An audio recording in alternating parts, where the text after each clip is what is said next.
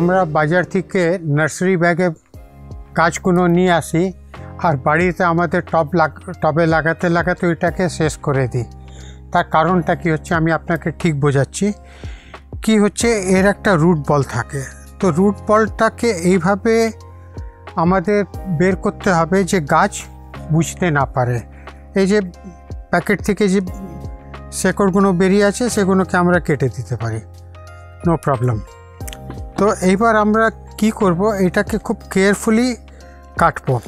এই প্যাকেটটাকে হালকা করে একটা শার্প ব্লেড বা শার্প নাইফ থেকে এরকম কাটতে হবে যে মাটির যে গুলটা আছে সেটা ডিস্টার্ব না হয়।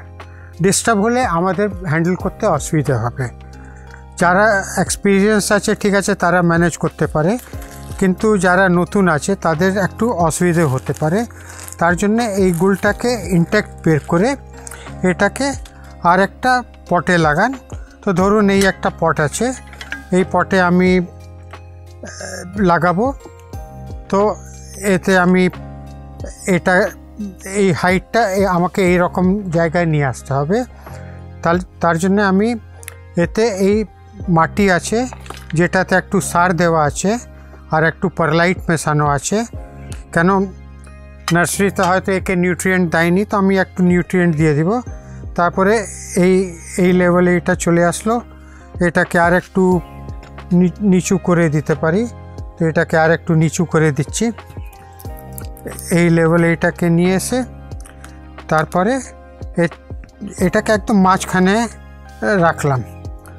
আর তারপরে এতে আমি এই একটু সারযুক্ত মাটি, এতে কোকোপিট, ভার্মি কম্পোস্ট, একটু পারলাইট মেশানো আছে, একটু জিএম ফার্টিলাইজার মেশানো আছে, এসব মিশিয়ে এটাকে আমরা চারিদিক দিয়ে এটাকে ফিল আপ করলাম।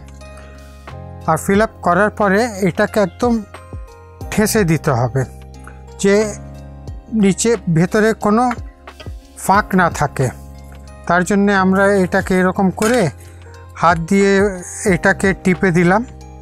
আর কি করব, আমরা এতে পুরো জল দিব, জল দিয়ে এটাকে পুরো চুবিয়ে দিব। তো জল দিয়ে যখন চুবিয়ে দিচ্ছি কি হচ্ছে যে সব কিছু এতে সেটেল হয়ে যাচ্ছে। আর এত জল দিব যে এটা পুরো ভিজে যায়, জল উপর থেকে নিচে চলে যায়।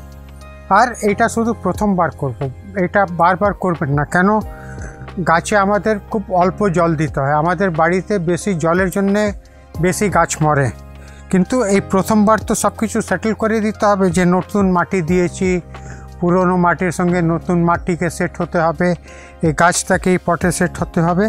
তার জন্যে প্রথমবার পুরো জল দিয়ে দিলাম। আর জল দেওয়ার পরে এটাকে আমরা একটা আওতায় রাখবো, একটা ছাওয়ায় রাখবো। এটা কখনো পুরো রোদ্দুরে দিবেন না। এই গাছটা এখন ট্রান্সপ্লান্ট হয়েছে, একটা শক পেয়েছে। তো আপনারা তো জানেন যে গাছ একটা শক পাওয়ার পরে ওর রেসিস্ট্যান্স পাওয়ারটা কমে যায়। তো এটা হয়ে গেল। এবার এটাকে আপনি আওতায় রেখে দিন। এটা একটু বেঁকা হয়ে গেছে, এটাকে একটু সোজা করে নিন। সোজা করে এটাকে একটা আওতায় রেখে দিন। এইটা এরিকা পাম আছে।